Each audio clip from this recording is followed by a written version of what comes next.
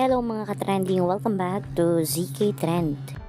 Pinag-uusapan at nag-trending na ang video na ito sa Twitter na kung saan nga makikita dito sina Donnie at Belle na tila ay nag-kiss nga.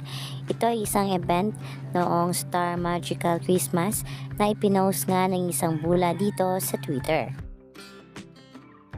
Naayon nga dito, "This is them just last Star Magical Christmas. But official people would only create issues and put malice everyone but Don Bell." Kaya naman ang video na ito ay nagkaroon nga ng samot-saring reaksyon ng mga netizens at taga-suporta nga ni Donnie at Belle. Marami ring nagsasabi na bakit hindi ito gawa ng issue ng mga bashers nga ng Don Bell. Ayon nga dito sa komento ng mga netizens sa Twitter, "Ayan o, yung Don Bell. Ayan nyo ba gawa ng issue ito? Gawan mo kaya ng pool, kiss or bulong? First time ko nakita to. Bulong ang tingin, but now malinaw sa akin, kiss. Magka-holding hands pala.